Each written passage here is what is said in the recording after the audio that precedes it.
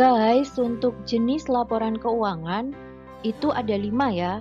Yang pertama adalah laporan laba rugi, yang kedua adalah laporan perubahan modal, yang ketiga adalah neraca, yang keempat adalah laporan arus kas, dan yang kelima adalah CALK atau catatan atas laporan keuangan.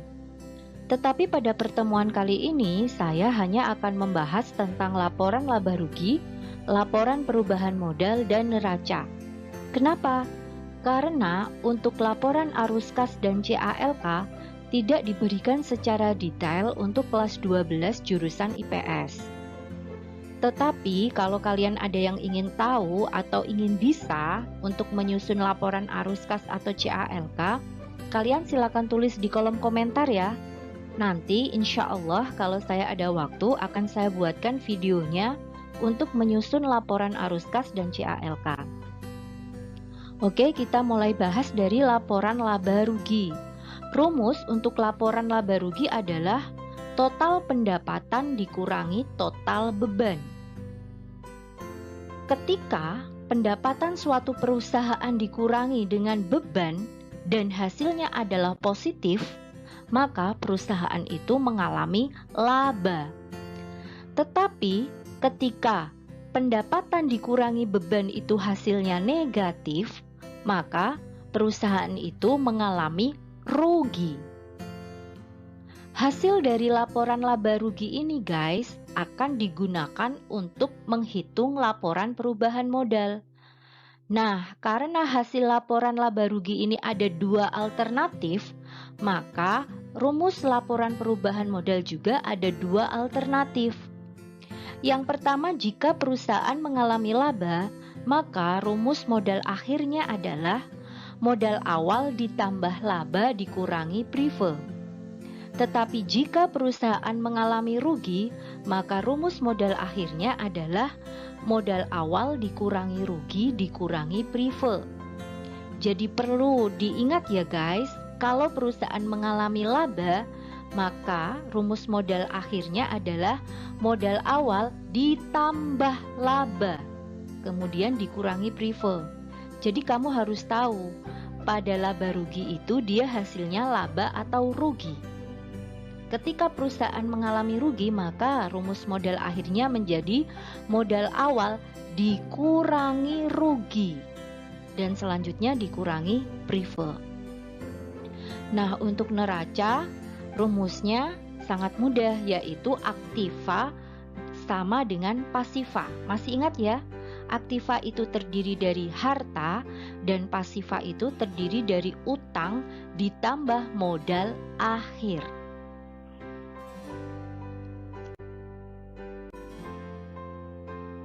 Nah, kita buka lagi. Ini adalah persamaan dasar akuntansi Salon Wulan yang sudah kita selesaikan pada video sebelumnya ya.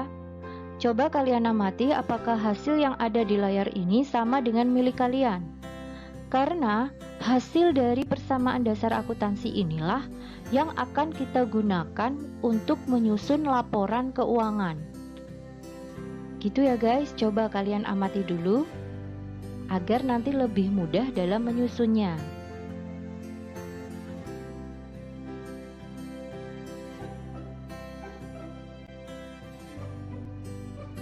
Laporan keuangan yang pertama yaitu laporan laba rugi. Seperti biasa, kita mulai dengan menulis judulnya dulu.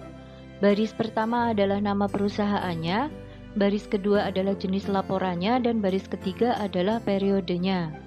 Pada soal kali ini saya beri judul Salon Wulan, laporan laba rugi periode 31 Januari 2020. Setelah itu saya garis. Nah, kita susun laporan laba ruginya. Apa tadi rumusnya? Yaitu total pendapatan dikurangi total beban. Maka kita tulis dulu pendapatannya. Berapa pendapatan Salon Wulan? Ada yang masih ingat? Kita buka persamaan dasar akuntansinya tadi lagi, kita cek berapa pendapatan dari Salon Wulan.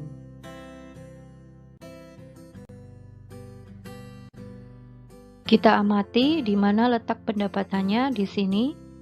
Pendapatannya sebesar 17.000 atau setara dengan 17 juta. Ingat-ingat ya, kita pindahkan angka 17 juta ini ke laporan laba rugi. Selanjutnya kita catat di sini. Nah, 17 juta pada pendapatan jasa. Data yang kedua yang kita butuhkan untuk menyusun laporan laba rugi adalah beban. Apa saja beban yang dikeluarkan oleh Salon Wulan? Ada yang masih ingat? Kalau lupa, kita buka lagi deh persamaan dasar akuntansinya. Nah, tolong diamati, ada beban sewa sebesar 3 juta, ada beban gaji sebesar 2 juta, ada beban perlengkapan sebesar 6 juta, ada beban penyusutan peralatan sebesar 1.800.000, dan ada beban listrik dan telepon sebesar 800.000. Oke, diingat-ingat ya guys, karena data ini yang kita gunakan untuk mencatat di laporan laba rugi. Mari kita catat. Beban sewa 3 juta, beban gaji 2 juta, beban perlengkapan 6 juta, beban penyusutan peralatan 1.800.000, dan beban listrik dan telepon 800.000. Kita jumlahkan seluruh beban dengan cara menambahkannya, maka hasilnya adalah 13.600.000. Kembali ke rumus awal tadi, mencari laporan laba rugi adalah total pendapatan dikurangi total beban. Kita kurangkan antara pendapatan dan beban, yaitu 17 juta kita kurangkan 13.600, hasilnya adalah 3.400. Dan karena hasilnya adalah positif, maka perusahaan mengalami laba.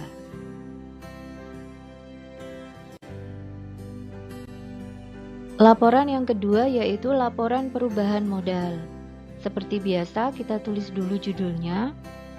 Salon Wulan laporan perubahan modal periode 31 Januari 2020. Kemudian kita beri garis. Nah, karena perusahaan ini mengalami laba, maka rumus untuk perubahan modal yang kita gunakan adalah modal awal ditambah laba dikurangi prive. Maka kita tulis dulu modal awalnya. Berapa tadi modal awalnya? Lupa, kita cek lagi persamaan dasar akuntansinya. Kita buka, kita cari modal awalnya. Nah, kita cari modal awalnya di sini nih. Modal awal sebesar 160.000 atau setara dengan 160 juta. Ini kita catat di laporan perubahan modal. Mari kita catat. Nah, kita catat di sini modal awal sebesar 160 juta. Setelah itu, kita catat laba perusahaan Salon Wulan. Berapa labanya tadi? Lupa? Nah, coba deh buka lagi laporan laba rugi. Kita cek berapa labanya. Nah, ini nih labanya 3.400.000. Mari kita pindahkan 3.400.000 ini ke laporan perubahan modal. Nah, kita catat di sini sebesar 3.400.000. Setelah itu kita tambahkan. Hasilnya adalah 163.400.000 rupiah. Ternyata modalnya naik nih. Maka terjadi kenaikan modal. Selanjutnya kita tuliskan berapa privenya. Berapa prive dari Salon Wulan? Lupa lagi. Kita buka lagi persamaan dasar akuntansinya. Kita cek berapa privenya. Nah, kita cari prive. Ini ada prive sebesar 2 juta rupiah. Kita catat, kita pindahkan angka 2 juta ini ke laporan perubahan modal. Kita catat di sini prive 2 juta, kemudian kita kurangkan. Hasilnya adalah 161.400.000 rupiah. Maka modal akhir dari Salon Wulan adalah 161.400.000 rupiah. Laporan ketiga yang kita susun adalah neraca. Kita beri judul ya, yaitu Salon Wulan neraca periode 31 Januari 2020. Kemudian kita beri garis dan kita pisahkan menjadi dua sisi, di mana sisi yang kiri itu adalah sisi aktiva dan sisi yang kanan itu adalah sisi pasiva. Masih ingat ya guys, sisi aktiva itu terdiri dari harta dan sisi pasiva itu terdiri dari utang dan modal. Maka kita isi dulu mulai dari sisi yang kiri, yaitu sisi aktiva yang terdiri dari harta. Apa saja harta yang dimiliki oleh Salon Wulan? Kita cek kembali pada persamaan dasar akuntansinya, kita lihat pada harta, kolom apa saja yang ada di sana. Kita lihat pada Salon Wulan, ternyata dia memiliki jenis harta berupa kas dengan nilai akhirnya Rp74.200.000, kemudian perlengkapan dengan nilai akhirnya sebesar 7 juta, dan peralatan dengan nilai akhirnya sebesar 90 juta rupiah, dan ada akumulasi penyusutan peralatan dengan nilai akhir minus 1.800.000 rupiah. Kita tulis, kita pindahkan ini semua ke laporan neraca. Kita tulis di sini seperti tadi, kas Rp74.200.000, perlengkapan sebesar 7 juta, peralatan sebesar 90 juta rupiah, akumulasi penyusutan peralatan sebesar 1.800.000 rupiah. Karena akumulasi ini bersifat mengurangi, maka kita kurung ya. Kemudian kita jumlahkan seluruh aktiva, yaitu sebesar Rp169.400.000. Ini adalah total aktiva yang dimiliki oleh Salon Wulan. Selanjutnya, kita tulis pada kolom pasiva yang tadi terdiri dari utang dan modal. Kita mulai dari utang dulu. Berapa besar utang dari Salon Wulan? Kita cek kembali persamaan dasar akuntansinya. Kita lihat utang di sini ada sebesar 8 juta rupiah. Kita pindahkan ke neraca. Nah, kita tulis di sini utang sebesar 8 juta rupiah. Selanjutnya kita tulis modal akhir. Modal akhir ini bisa kita lihat pada laporan perubahan modal. Kita cek kembali pada laporan perubahan modal berapa modal akhir dari Salon Wulan.